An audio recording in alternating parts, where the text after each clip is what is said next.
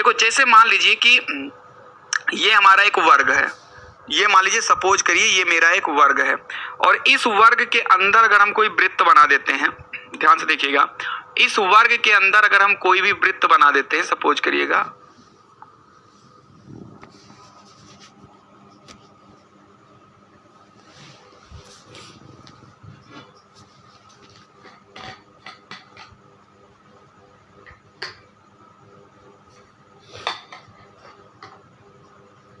चलिए सपोज करिए ये मेरा एक वृत्त बन गया खूब अच्छा सा।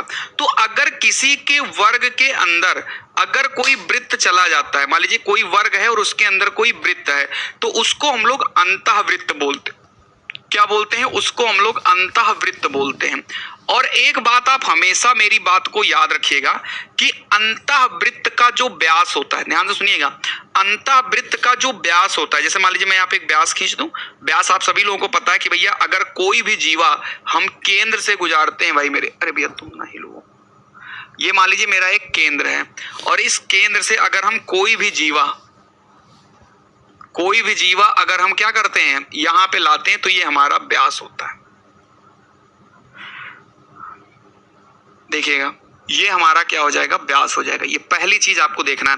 तो हमेशा एक आपको रखना है कि अंतःवृत्त का व्यास क्या हो जाएगा, जो अंतःवृत्त का व्यास होगा भैया, जो अंतःवृत्त का व्यास होगा वही वर्ग की भुजा होगी। अंतःवृत्त का व्यास बराबर वर्ग की भुजा, सिंपल सी बात।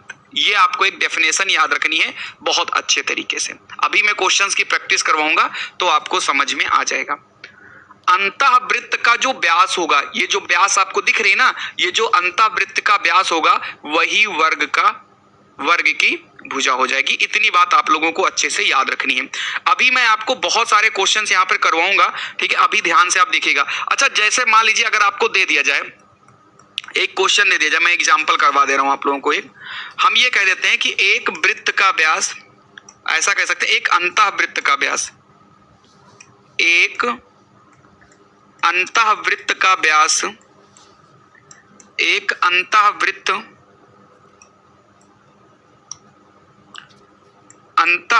का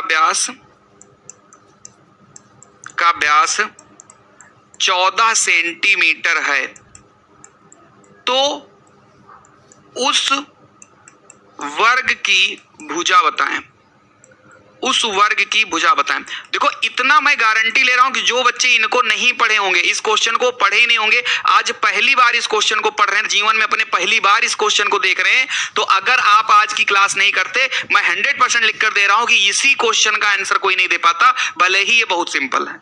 इसी क्वेश्चन का आंसर वो नहीं दे पाते, भले ही वो कितना ही ज्यादा सिंपल क्यों ना रहा हो। तो अब आप हमको बता दीजिए इसका राइट आंसर क्या हो जाएगा। जी भाई, ये मेरा राइट वाला आंसर हो जाएगा। बताओ किसी को समझ में आया कि नहीं आया, आया अच्छे से समझ में कि नहीं आया। मतलब ऐसे क्वेश्चन ना एक नंबर में सीधा बहुविकल्पीय में आते हैं, और जिनको समझ नहीं आता है ना, किसी के बस की बात नहीं कि इसको कर लीजिए, फिर मैं आगे अभी अंतःवृत्त वाला करवा रहा हूं। एक क्वेश्चन पहले इसको कर लीजिए, इसको कर लीजिए, फिर अंतःवृत्त वाला क्वेश्चन करवाता हूं आपको। बताइए, यहां पर दिया गया है कि एक वर्ग का परिमाप 100√2 है, उसका विकर्ण ज्ञात कीजिए। सेंटीमीटर भी कर सकते हो, यहां पे सेंटीमीटर लिख दो, 100√2 सेंटीमीटर है, इसका बताइए। हाँ यादव ऐप पर क्लास क्यों नहीं चलती है, दिया गया है। देखो वर्ग का परिमाप कितना दिया गया है भाई मेरे, बहुत ध्यान से देखिएगा। वर्ग का परिमाप दिया गया है 100√2, कितना है, 100√2। अच्छा वर्ग परिमाप का फार्मूला होता है 4a, सॉरी 4a होता है ना, तो यहां पर हो जाएगा 4 से काटोगे ना तो ये 25 हो जाएगा, तो a बराबर हो जाएगा 25√2।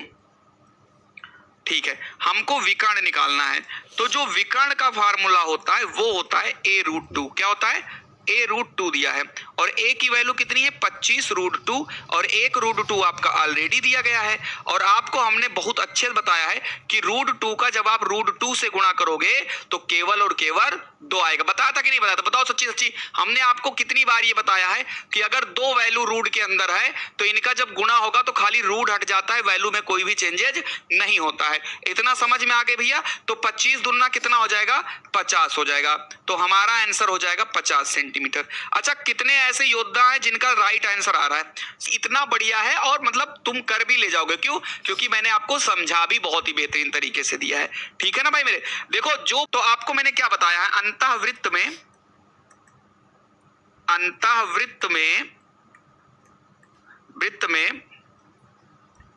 वृत्त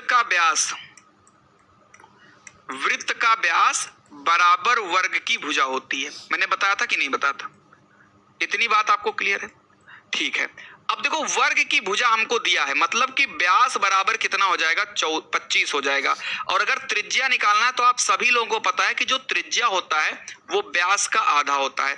तो चाहे तो 25/2 लिख दो और चाहे 25 को 2 से काट दो तो 12.5 हो जाएगा। तो 12.5 सेंटीमीटर हमारा आंसर आ जाएगा। ये मामूली 7 सेंटीमीटर है, तो उसके अंतःवृत्त की त्रिज्या ज्ञात कीजिए। इसको भी कर लीजिए आप लोग। ठीक है, बिल्कुल पहुंच जाएगी, डोंट वरी।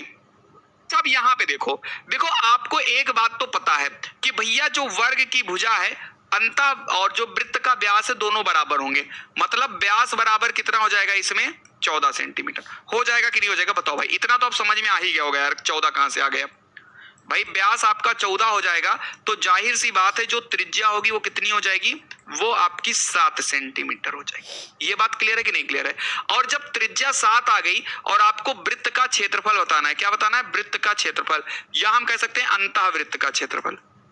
अंतःवृत्त का क्षेत्रफल, तो चाहे वृत्त का क्षेत्रफल हो चाहे अंतःवृत्त का क्षेत्रफल हो, फार्मूला आपका पाई आर स्क्वायर ही होता है। पता है कि नहीं पता है भाई? वृत्त का क्षेत्रफल पाई आर स्क्वायर होता है। समझ में आ गया? ठीक है। और पाई की वैल्यू हमेशा 22/7 होती है और आर की वैल्यू 7 है, तो 7 गुणे 7, तो एक 7 से एक 7 कैंसिल, तो हमको मिल जाएगा 22 गुणे 7 यानी कि 154 वर्ग सेंटीमीटर। क्यों भाई?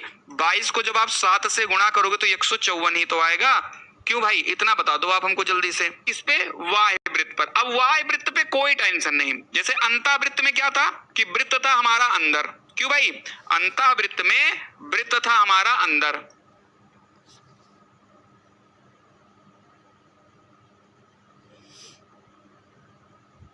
ठीक है। और जब वाह्य वृत्त पर आओगे तो वृत्त आपका हो जाएगा बाहर। देखो वृत्त क्या हो जाएगा? वृत्त हो जाएगा आपका बाहर।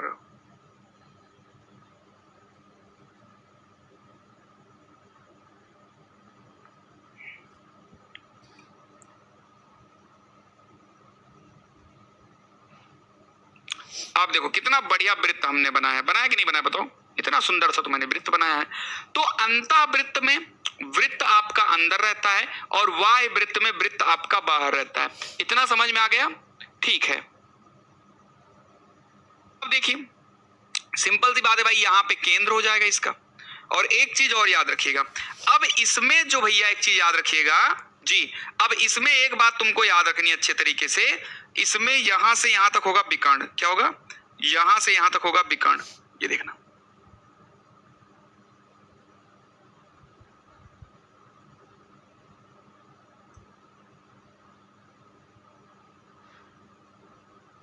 अब इसमें आपको एक कंसेप्ट याद रखना है वाह्य वृत्त में। क्यों भैया? अब वाह्य वृत्त में आपको क्या याद रखना है? वाह्य वृत्त में याद रखिएगा जो वृत्त का व्यास होगा भाई, जो वृत्त का व्यास होगा वो किसके बराबर होगा? वो वर्ग के विकर्ण के बराबर होगा। ये आपको याद रखना है, बराबर वर्ग के विकर्ण या वर्ग का विकर्ण। हमेशा इस चीज को याद रखिएगा।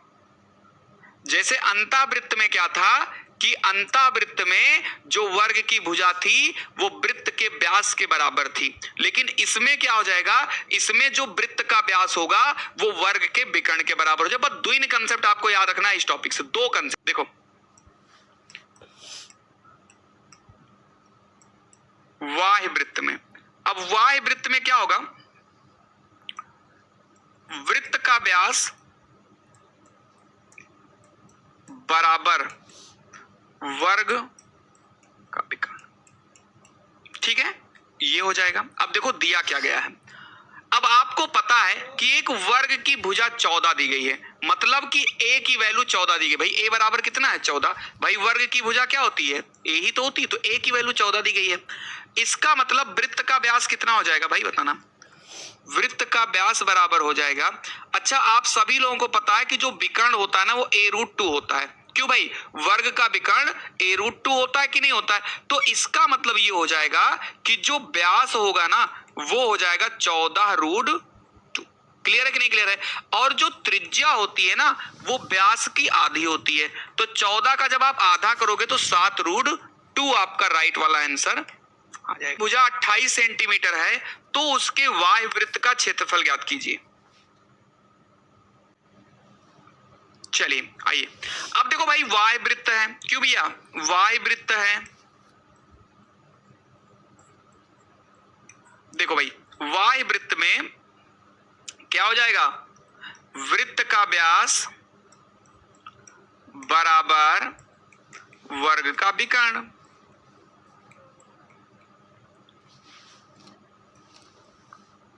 इतना आ गया समझ में, ठीक है। अब यहां पर जो वृत्त का व्यास है वो क्या हो जाएगा भाई, भुजा तो यहाँ पे दी गई है हमको, भुजा 28 दी गई है तो ये हो जाएगा 28√2। हो जाएगा कि नहीं हो जाएगा। अरे यार अब कहो तो पहले a√2 लिखें भैया, ये a√2 होगा भाई, वर्ग का विकर्ण क्या होता है a√2 होता है। तो व्यास बराबर हो जाएगा 28√2। कितना हो जाएगा 28√2। तो इसकी जब त्रिज्या की बात आएगी तो त्रिज्या कितनी हो जाएगी भाई, इसका आधा कर दोगे तो 14√2 हो जाएगा। लेकिन इन्होंने मुझसे क्या पूछा, इन्होंने मुझसे क्षेत्रफल पूछा है, और क्षेत्रफल का फार्मूला सेम ही होता है, चाहे वो वाय हो चाहे वो अंता हो। तो वाय वृत्त का क्षेत्रफल,